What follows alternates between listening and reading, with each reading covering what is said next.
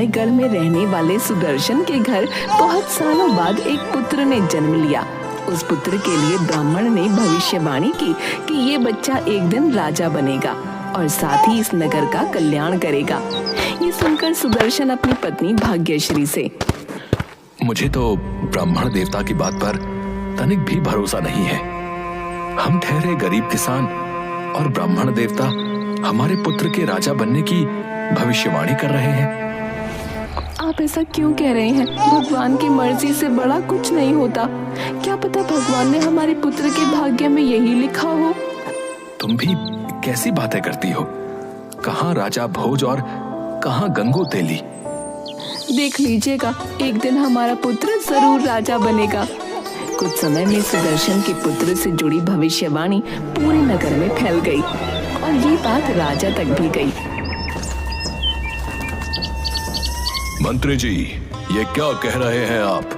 एक किसान का लड़का इस नगर का राजा बनेगा? ऐसा नहीं हो सकता है। महाराज, ये तो हम भी जानते हैं, लेकिन पूरे नगर में ये चर्चा है कि उस ब्राह्मण की भविष्यवाणी आज तक गलत साबित नहीं हुई है।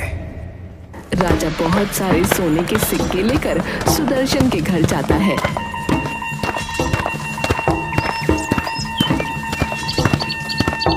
महाराज की जय हो। हम तो धन्य हो गए जो आप स्वयं पधारे। मैं तुम्हारे पास एक प्रस्ताव लेकर आया हूं। महाराज, आज्ञा दीजिए। तुम ये सोने के सिक्के ले लो और बदले में अपना पुत्र हमें दे दो। नहीं नहीं महाराज, आप ये क्या कह रहे हैं? ये पुत्र हमें बड़ी मन्नतों के बाद मिला है। हम कैसे अपना पुत्र आपको दे दें? अगर तुम ये सिक्के लेकर अपना पुत्र नहीं दोगे तो हम तुम्हारे सामने तुम्हारे पुत्र का वध कर देंगे और तुम दोनों को आजीवन कारावास में बंदी बना देंगे। नहीं महाराज, हम आपकी प्रजा हैं। आप ऐसा अनर्थ नहीं कर सकते हैं। मेरे इस नन्हे से पुत्र ने आपका क्या बिगाड़ा है? हमने सुना है कि तुम्हारा पुत्र आगे आने वाले समय में हमारे राज्य का राजा बनेगा। नहीं महाराज, मैं इस बात को नहीं मानता। आप फिक्र मत कीजिए, मैं ऐसा कुछ भी नहीं होने दूंगा। मैं हमेशा मुसीबत को जड़ से खत्म करता हूं, इसलिए ना तुम्हारा पुत्र यहां रहेगा और ना ही इस नगर का राजा बनेगा। अब तुम खुद निर्णय ले लो, तुम्हें अपना पुत्र जीवित रखना है या अपने सामने उसकी मृत्यु होते देखोगे। राजा बड़ा ही दुष्ट था। नगर के लोग उससे खुश नहीं थे, लेकिन उसके आगे मजबूर थे। सुदर्शन और उसकी पत्नी राजा की बात से डर गए। ठीक है महाराज, अगर ऐसी बात है तो आप हमारा पुत्र ले लीजिए, लेकिन हमारी आपसे विनती है कि आप इसके प्राण मत लीजिएगा। तुम समझदार हो जो तुमने ये फैसला लिया। अपना पुत्र मुझे दे दो और ये सोने के सिक्के तुम रख लो। नहीं महाराज, मैं अपना पुत्र आपको इन सिक्कों के बदले नहीं दे रहा, बल्कि उसकी प्राणों की रक्षा के लिए दे रहा हूं। राजा ने बच्चे को एक बैलगाड़ी में रख दिया और उस बैलगाड़ी को जंगल की ओर छोड़ दिया ताकि बच्चे को जंगली जानवर खा ले। लेकिन नियति को कुछ और ही मंजूर था। जंगल में एक लकड़हारे की और उसकी पत्नी की नजर बैलगाड़ी पर पड़ी। इस बैलगाड़ी से बच्चे की रोने की आवाज आ रही है, परंतु इसमें कोई मनुष्य तो नहीं दिख रहा।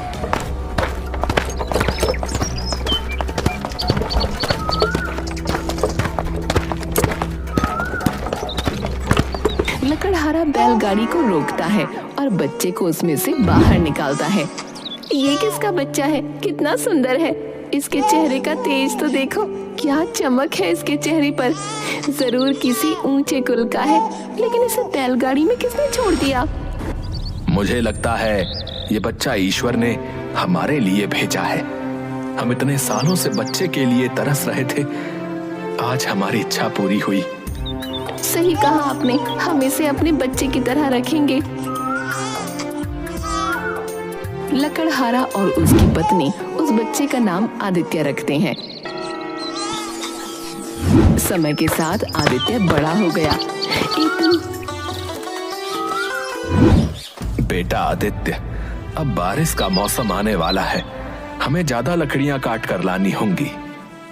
जी पिताजी, परंतु अब आप लकड़ियां लेने जंगल में नहीं जाया करेंगे, मैं अकेला ही जाऊंगा।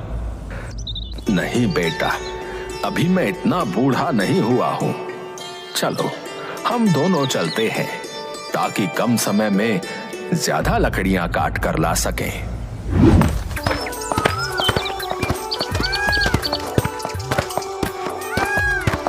दूसरी तरफ रायगढ़ का राजा भी जंगल में शिकार खेलने के लिए आया था।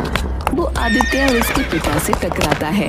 आदित्य को देखकर राजा पहचान जाता है कि ये वही लड़का है जिसे उसने बैलगाड़ी में रखकर जंगल में छोड़ा था, क्योंकि आदित्य के माथे पर एक त्रिशूल का निशान था। तुम कौन हो? प्रणाम महाराज, मेरा नाम आदित्य है और मैं पास के ही गांव में रहता हूं। मैं रायगढ़ नगर का राजा हूं और यहां शिकार के लिए आया हूं, परंतु मुझे अपनी रानी को एक बहुत जरूरी संदेश भेजना है। क्या तुम मेरा संदेश रानी तक पहुंचाने में हमारी मदद करोगे? महाराज, ये तो मेरा सौभाग्य होगा। ठीक है, मैं तुम्हें अपना संदेश लिख कर देता हूं, परंतु तुम इस संदेश को खोलोगे नहीं और ये संदेश सीधा रानी के हाथ में जाकर दोगे। जैसी आपकी आज्ञा महाराज। पिताजी, मैं महाराज का संदेश पहुंचाने रायगढ़ जा रहा हूं। आप जल्दी घर की ओर प्रस्थान कीजिएगा, मैं समय से वापस आ जाऊंगा। अपना ध्यान रखना बेटा।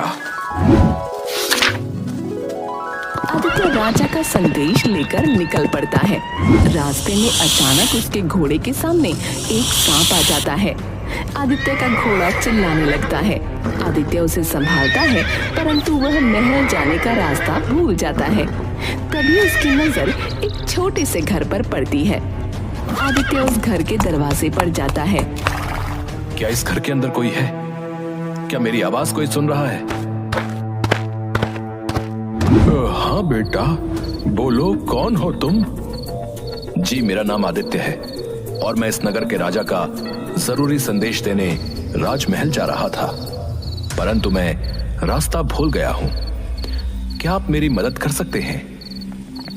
हाँ, तुम अंदर आ सकते हो और कल सुबह मैं तुम्हें महल का रास्ता बता दूंगा। आदित्य घर के अंदर जाता है और रोशनी पड़ते ही वो व्यक्ति और उसकी पत्नी आदित्य को पहचान जाते हैं, क्योंकि वो व्यक्ति कोई और नहीं सुदर्शन होता है। वो आदित्य से पूछता है, बेटा, तुम तो एक आम नागरिक लगते हो, फिर तुम राजमहल का खास संदेश पहुंचाने क्यों जा रहे हो? आदित्य सुदर्शन को सारी बात बताता है। बेटा, रात बहुत हो गई है, तुम यहीं विश्राम करो। कल सुबह मैं तुम्हें महल का रास्ता दिखा दूंगा। ठीक है, आज रात मैं यहीं विश्राम कर लेता हूँ। आदित्य के सोने के बाद मुझे कैसे भी करके राजा का संदेश पढ़ना होगा। हाँ, मुझे भी ये बात थोड़ी अजीब लग रही है कि राजा ने हमारे साधारण से पुत्र को अपने महल संदेश भेजने के लिए क्यों चुना है। वो दोनों राजा का संदेश निकालते हैं और पढ़ते हैं। संदेश में लिखा होता है, इस लड़के को कारागार में डाल दिया जाए और आजीवन मुक्त न किया जाए। ये राजा कितना दुष्ट है, अभी भी ये हमारे पुत्र के पीछे पड़ा है।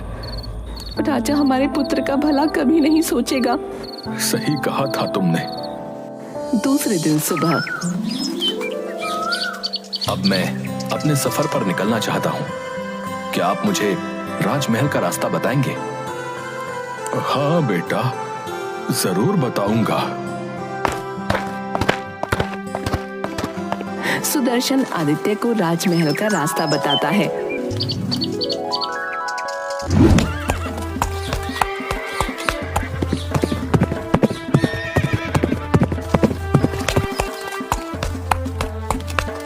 राजमहल पहुंचकर आदित्य राजा का संदेश रानी के हाथों में देता है। संदेश पढ़कर रानी राजकुमारी को बुलवाती है। पुत्री चंद्रलेखा, तुम्हारे पिता ने इस युवक को ये पत्र लेकर भेजा है।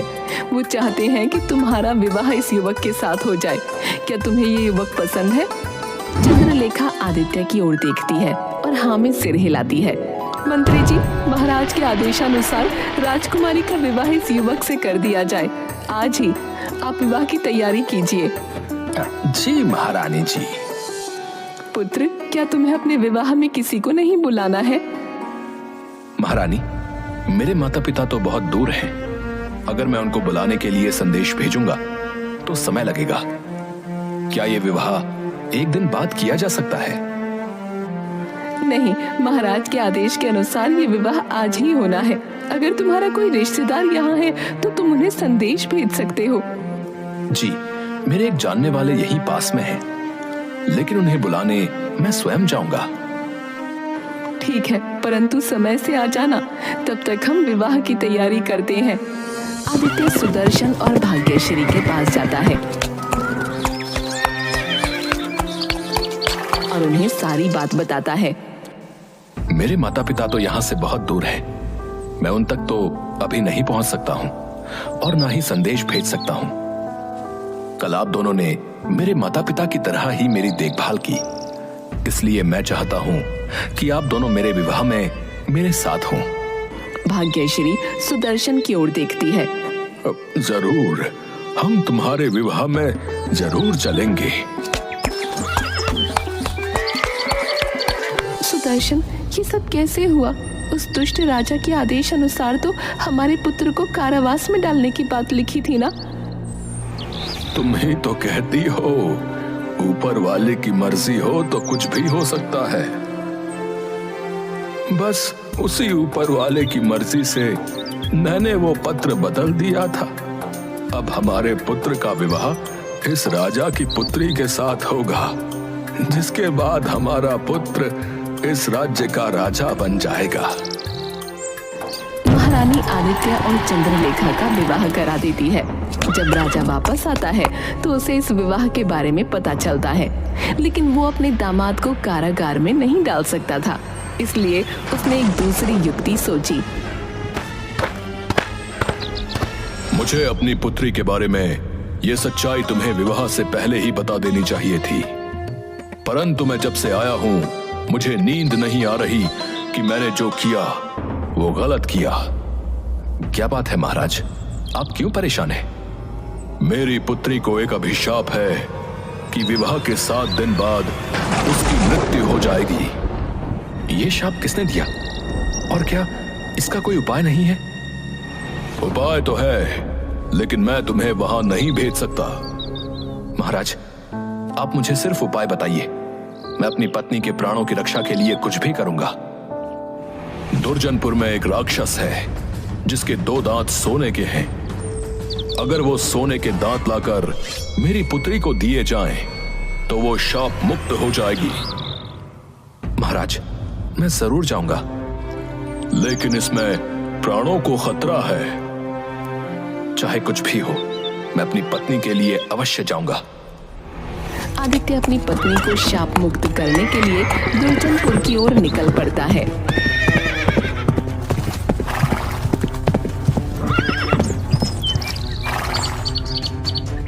रास्ते में उसे एक महल दिखता है, जहाँ का द्वारपाल उसे आगे जाने से रोकता है। तुम आगे नहीं जा सकते हो। परंतु क्यों? आगे जाने के लिए तुम्हें मेरे प्रश्न का उत्तर देना होगा। कैसा प्रश्न? इस आम के पेड़ पर पहले सोने के आम निकलते थे, परंतु अब नहीं निकलते हैं। पहले इसका कारण बताओ, फिर तुम आगे जा सकते हो। अभी तो मैं जरूरी खोज में जा रहा हूं, और अगर मैंने उस खोज से पहले किसी भी प्रश्न का उत्तर दिया तो प्रश्न पूछने वाला इंसान गधा बन जाएगा। वैसे तुमने क्या प्रश्न कहा था? कुछ भी नहीं, तुम आगे जा सकते हो, परंतु वापस आने के समय तुम्हें मेरे प्रश्न का उत्तर देना ही होगा। जरूर दूंगा।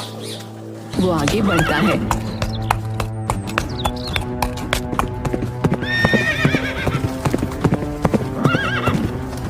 रास्ते में उसे एक नदी पार करनी होती है, जहाँ नौका में एक आदमी बैठा होता है। भाई, क्या आप मुझे नदी के उस पार छोड़ देंगे? छोड़ दूंगा, परंतु तुम्हें पहले मेरे एक प्रश्न का उत्तर देना होगा। कैसा प्रश्न? मैं इतने सालों से इस नौका में ही बैठा हुआ हूँ, कितनी भी कोशिश करता हूँ, परंतु ये चप्पू मेरे हाथ से छूटता ही नहीं। इसका कारण बताओ। मैं आपके प्रश्न का उत्तर जरूर देता, परंतु अभी मैं एक बहुत जरूरी खोज में जा रहा हूँ, और अगर उस खोज के पहले मैंने किसी भी प्रश्न का उत्तर दिया तो उस प्रश्न को पूछने वाला व्यक्ति गधा बन जाएगा। क्या आपको आपके प्रश्न का उत्तर अभी चाहिए? नहीं नहीं, पहले तुम अपना कार्य पूरा कर लो, फिर मुझे मेरे प्रश्न का उत्तर देना। परंतु वापस आते समय अगर तुमने मेरे प्रश्न का उत्तर नहीं दिया तो मैं तुम्हें नदी नहीं पार कराऊंगा। मैं आपके प्रश्न का उत्तर जरूर दूंगा। व्यक्ति आदित्य को नदी पार कराता है।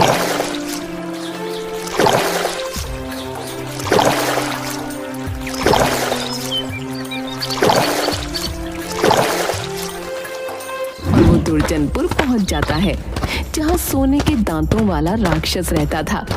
उसकी गुफा के बाहर आदित्य को एक बूढ़ी औरत दिखती है। आप कौन है माताजी? पहले तुम बताओ, तुम कौन हो, यहाँ क्या कर रहे हो? जी, मेरा नाम आदित्य है और मैं यहाँ सोने के दांतों वाले राक्षस से मिलने आया हूँ। अच्छा, तो तुम मेरे पुत्र अहिरावण से मिलने आए हो? वो राक्षस आपका पुत्र है? हाँ, वो मेरा पुत्र है, लेकिन क्या तुम्हें नहीं पता, वो इंसानों को जीवित नहीं छोड़ता। तुम क्यों आए हो यहाँ? आदित्य सारी बात बताता है।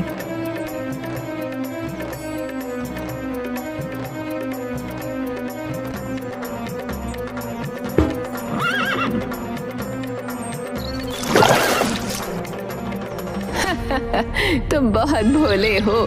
तुम्हारा ससुर बहुत ही दुष्ट है। उसने जानबूझकर तुम्हें मेरे पुत्र के पास भेजा ताकि तुम कभी वापस न जा सको। मुझे नहीं पता मेरा ससुर दुष्ट है या नहीं, परंतु मैं इतना जानता हूं कि अगर मैं आपके पुत्र के सोने के दांत लेकर जाऊंगा तो मेरी पत्नी शाप मुक्त हो जाएगी, और उन दांतों को ले जाने के लिए अगर मुझे अपने प्राणों की बलि देनी पड़ेगी तो मैं वो भी दे दूंगा। बूढ़ी औरत आदित्य की बातें सुनकर प्रसन्न होती है। बेटा, तुम सच में बहुत नेक दिल हो। तुम्हारी जगह यदि कोई दूसरा होता तो अपने ससुर की सच्चाई जानने के बाद यहाँ से वापस चला जाता और साथ ही अपनी पत्नी को भी हमेशा के लिए छोड़ देता। पर तुम सब कुछ जानने के बाद भी अपनी पत्नी का साथ देना चाहते हो, इसलिए मैं तुम्हारी मदद जरूर करूंगी। लेकिन ध्यान रखना, किसी भी परिस्थिति में तुम मेरे पुत्र अहिरावण के सामने मत आना, वरना वो तुम्हें मार देगा। अगर मैं आपके पुत्र के सामने नहीं आऊंगा तो उसके सोने के दांत कैसे लूंगा? दांत मैं तुम्हें लाकर दूंगी। तभी अहिरावण अपने घर वापस आता है। वो इतना थका हुआ होता है कि आते ही अपने बिस्तर पर लेट जाता है। पुत्र, तुम तो सो रहे हो। हाँ माँ, मुझे नींद आ रही है और तुम मुझे परेशान मत करो, सोने दो। बूढ़ी औरत अहिरावण का एक सोने का दांत निकालती है। क्या है माँ, मुझे क्यों परेशान कर रही हो? मैंने एक सपना देखा, उसमें एक प्रश्न था, उसका उत्तर दे दो मुझे। बोलो, क्या प्रश्न था? पहले जिस पेड़ पर सोने के आम होते थे, अब उस पर सिर्फ पत्तियां क्यों हैं? क्योंकि एक चूहा उस पेड़ की जड़ को नीचे से खा रहा है।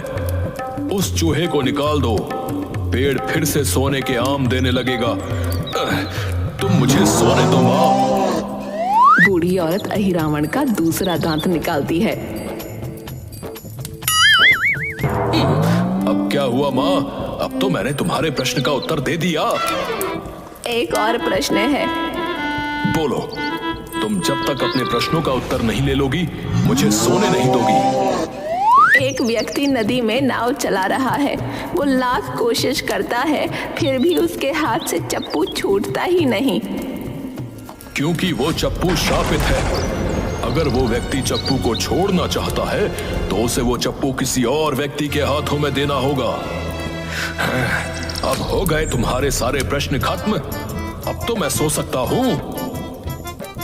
हाँ बेटा, अब तू आराम से सो जा और मैं भी सो जाती हूँ।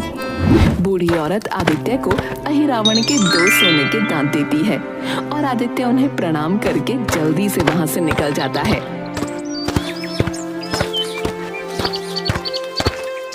नदी के तट पर आ गए तुम वापस। अब जल्दी से मेरे प्रश्न का उत्तर दो, तभी मैं तुम्हें नदी के उस पार ले जाऊंगा। तुम्हारे प्रश्न का उत्तर तो नदी के उस तट पर है। अगर तुम मुझे उस तट पर नहीं ले जाओगे तो मैं तुम्हें तुम्हारे प्रश्न का उत्तर कैसे दूंगा? ठीक है, तुम नौका में बैठ जाओ, मैं तुम्हें नदी पार करा आता हूँ, परंतु तुम मेरे प्रश्न का उत्तर जरूर देना। तुम मुझ पर पूरा भरोसा कर सकते हो। नदी पार करने के बाद आदित्य नौका से उतरता है। तुम्हारा ये चप्पू श्रापित है। अगर तुम इस चप्पू से मुक्ति चाहते हो तो तुम्हें ये किसी दूसरे व्यक्ति के हाथ में देना होगा। आदित्य वहां से भागता है। आगे जाकर वो राजमहल के द्वार पर पहुंचता है। आ गए तुम। अब मेरे प्रश्न का उत्तर दो, नहीं तो मैं तुम्हें जाने नहीं दूंगा। इस वृक्ष के नीचे एक चूहा है जो इसकी जड़ों को खोखला कर रहा है। आप उस चूहे को वहां से निकाल दें। वृक्ष में पहले की तरह सोने के आम आने लगेंगे। आदित्य की बात सुनकर द्वारपाल वृक्ष की जड़ से चूहे को निकालता है और चूहे के बाहर निकालते ही उस पेड़ पर बहुत सारे सोने के आम आ जाते हैं, जिसे देखकर नगर के लोग बहुत खुश होते हैं और वो सब मिलकर आदित्य को सोने के सिक्कों से भरे हुए 8 बक्से उपहार में देते हैं। आदित्य उपहार लेकर रायगढ़ वापस आता है। महाराज, मैं वापस आ गया और उस राक्षस के सोने के दांत भी ले आया। तुम तो बड़े वीर हो, परंतु ये बताओ कि तुम्हें ये सोने के सिक्कों से भरे हुए बक्से कहां मिले? महाराज, दुर्जनपुर के जंगलों में सोने के सिक्कों के बड़े बड़े पहाड़ हैं। मैंने ये वहीं से लिए हैं। राजा लालची था और सिक्कों के लालच में दुर्जनपुर के लिए निकल पड़ता है। जैसे ही वो नदी के तट पर पहुंचता है, नौका में बैठा व्यक्ति राजा के हाथ में वो श्रापित चप्पू पकड़ाता है और नौका से बाहर आकर नाचने लगता है। तुमने ये चप्पू मुझे क्यों दिया? क्योंकि ये श्रापित चप्पू है और अब ये आपके हाथ में है। आज से इस चप्पू को चलाने का काम आप करेंगे और मैं इस चप्पू की गुलामी से मुक्त हो गया।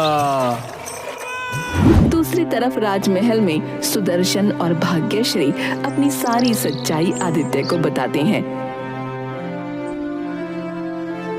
पिताजी, आपने मुझे तब क्यों नहीं बताया जब मैं आपके पास आया था? बेटा, मैंने तुम्हें इसलिए नहीं बताया क्योंकि मुझे डर था कि सारी सच्चाई जानने के बाद तुम कोई गलत कदम ना उठा लो। हमें उस समय चुप रहना ही उचित लगा, पर अब हम और चुप नहीं रह सकते थे। आदित्य अपने असली माता पिता से मिलकर बहुत खुश होता है।